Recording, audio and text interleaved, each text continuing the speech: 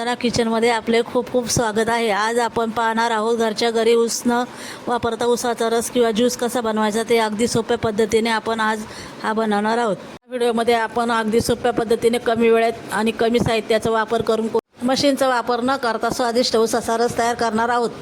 गूळ बारीक कापून घ्या। गुळाचे छोटे छोटे तुकडे करा म्हणजे तो लवकर विरघळेल। आता बारीक बारीक कापलेला गूळ घ्या आणि तो हळूहळू मिक्सरच्या भांड्यात टाका। गूळ टाकताना तो सगळीकडे समान पसरला जाईल याची काळजी घ्या, कारण यामुळे पुढे ब्लेंड करताना तो पटकन आणि नीट मिक्स होतो। त्यात ताजी हिरवीगार पुदिन्याची 4 ते 5 पाने घाला। आता नंतर यात चवीप्रमाणे मीठ घाला। मीठ जास्त नको, फक्त 1 चिमूटभर टाकलं तरी पुरेसं होतं।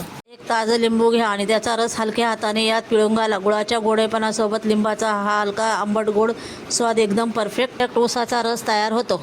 आता यानंतर यामध्ये आपल्याला जे बर्फाचे क्यूब्स असतात ते घालायचे आहेत। बर्फ घातल्यामुळे आपला रस एकदम थंडगार आणि रिफ्रेशिंग बनतो। आता मिक्सरचं झाकण नीट लावून घ्यानंतर मिक्सर सुरू करा आणि हे सगळं मिश्रण छान बारीक होईपर्यंत ग्राइंड करून घ्या।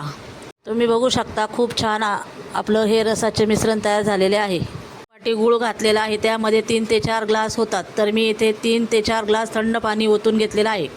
आता 2 काचेचे ग्लास घ्या आणि प्रत्येक ग्लासमध्ये थंडगार बर्फाचे काही क्यूब्स टाका। बर्फ टाकल्यामुळे ग्लास आधीच थंड होतो। आता ह्या दोन्ही काचेच्या ग्लासमध्ये गाळणीच्या मदतीने तयार केलेला ऊसाचा रस हळूहळू गाळून घ्या। गाळणी वापरल्यामुळे रसातील छोटे कण, पुदिन्याचे तुकडे किंवा गुळाचे अंश बाजूला राहतात आणि आपल्याला एकदम स्वच्छ गुळगुळीत रस मिळतो। हळुवारपणे रस ओतत जा, म्हणजे ग्लास भरताना सांडणार नाही। तुम्ही नक्की ट्राय करून बघा आणि कधी पाहुणे आले तर झटपट तुम्ही बनवून द्या।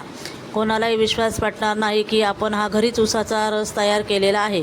तर कसा वाटला हा तुम्हाला झटपट बनवणारा ऊसाचा रस हे नक्की कमेंटद्वारे कळवा। माझी रेसिपी बघितल्याबद्दल धन्यवाद।